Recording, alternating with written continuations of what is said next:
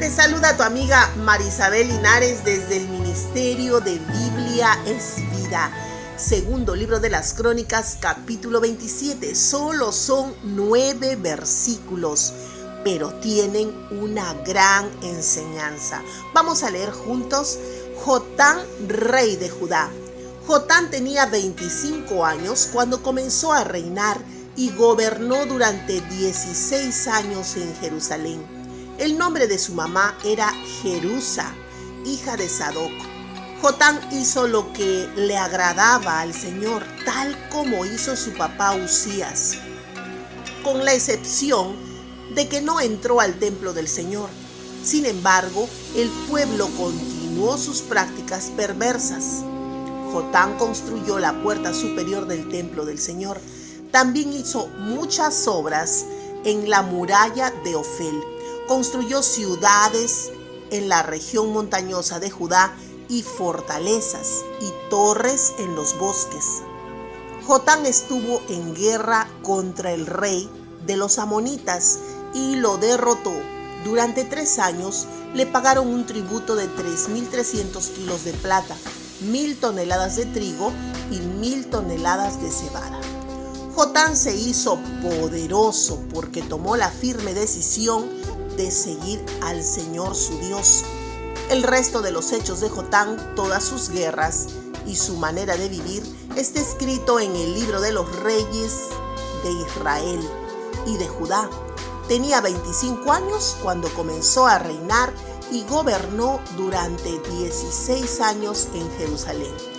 Jotán murió y lo sepultaron en la ciudad de David y su hijo Acaz reinó en su lugar. Segundo libro de las Crónicas, capítulo 27, del 1 al 9. Concluida nuestra lectura de hoy, y vamos a ver, Jotán, hijo de Osías, se convirtió en un rey muy poderoso, y su poder fue aumentando a medida que pasaba el tiempo. Preguntémonos por qué aumentó su poder. El texto dice, porque dirigía sus caminos según la voluntad de Dios. Interesante, ¿verdad? Pero no tan fácil, pero interesante. Encontramos 2 principios fundamentales. Jotán conocía y hacía la voluntad de Dios, y en el Nuevo Testamento encontramos a Santiago que nos dice, por lo cual, desechando toda la inmundicia y abundancia de malicia, recibid con mansedumbre la palabra implantada, la cual puede salvar vuestras almas. Pero sed hacedores de la palabra y no tan solamente oidores, engañándoos a vosotros mismos. Segundo y más importante, Dios, el Rey del universo, era el Dios del rey Jotán.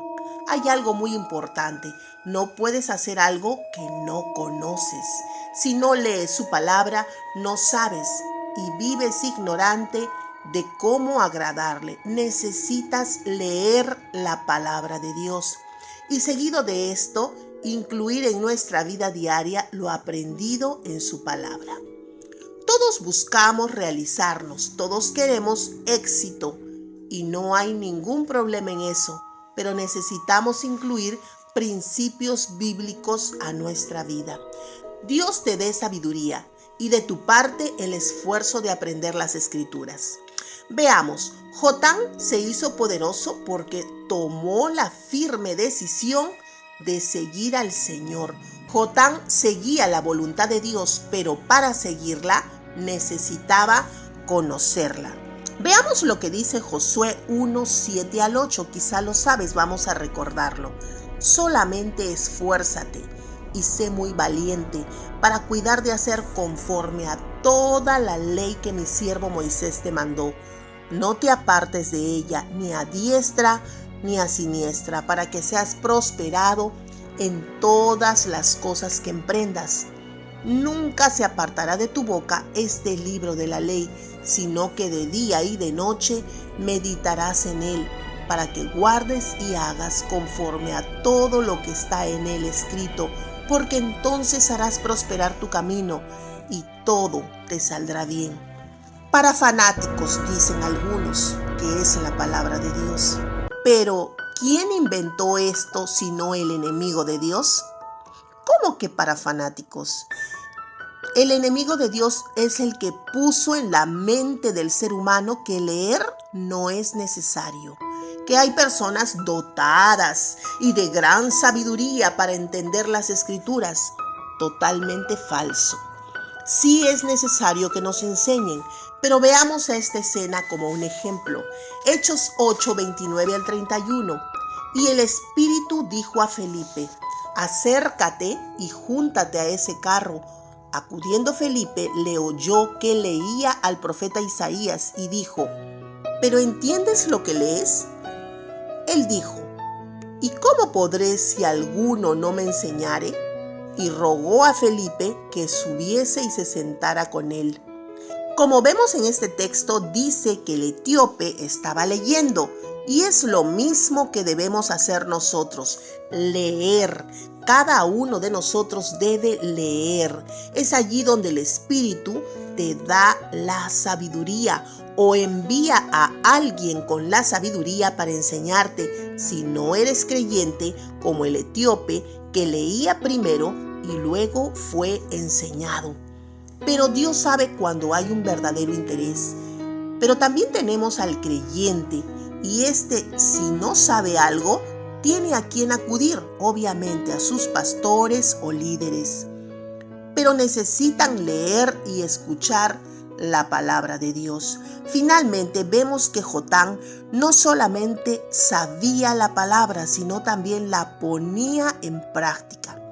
Y ahí es donde debemos trabajar arduamente, porque es una gran verdad que muchos pasan por la lectura, pasan a escuchar mensajes y salen de la congregación felices diciendo que el mensaje estuvo bueno o qué bonito el mensaje. Entendido el mensaje, pero lo más importante de todo es que lo poquito que aprendas lo pongas en práctica. Romanos 2:13 dice: porque no son los oidores de la ley los justos ante Dios, sino los hacedores de la ley serán justificados. Si nos vamos por el lado de la ley, en el tiempo de la ley dice que un Salvador vendría, como lo leía el etíope al cual Felipe evangelizó. La ley te lleva a Cristo, el Salvador. Porque la ira del hombre, dice en Santiago 1:20-22, porque la ira del hombre no obra la justicia de Dios, por lo cual, desechando toda inmundicia y abundancia de malicia, recibid con mansedumbre la palabra implantada, la cual te puede salvar o puede salvar vuestras almas, pero sed hacedores de la palabra y no tan solamente oidores, porque así os engañáis a vosotros mismos. Como vemos, y concluyo con esto, de nada le sirve al hombre aprender la palabra o leer la palabra si no vive la palabra, porque pone en práctica lo aprendido. Puedes estar muchos años asistiendo a una congregación, pero si tu vida cristiana no muestra quién eres con tus obras o tu actuar o tu misma boca, entonces necesitas poner en duda tu salvación. Si no te sientes mal cuando hablas quizás esas groserías, si no te sientes mal cuando practicas algunas cosas que sabes que a Dios no le agrada, si no hay un dolor en tu corazón, una tristeza, es que aún quizá no seas salvo. Romanos 8:16 dice: el Espíritu mismo le habla a nuestro espíritu y le asegura que somos hijos de Dios. Mateo 7:20 y 21 dice: así que por sus frutos los conoceréis. No todo el que dice Señor, Señor, entrará en el reino de los cielos, sino el que hace la voluntad de mi Padre que está en los cielos. Y aquí no hablamos de la perfección, de aquella persona que se afana y se involucra en las cosas de Dios y que falla y que cae de rodillas y que clama a Dios y nuevamente se vuelve a levantar, porque todos cometemos pecado, muchas veces hasta sin darnos cuenta. Pero si el Espíritu te contrista o te pones triste a través de que el Espíritu vive en ti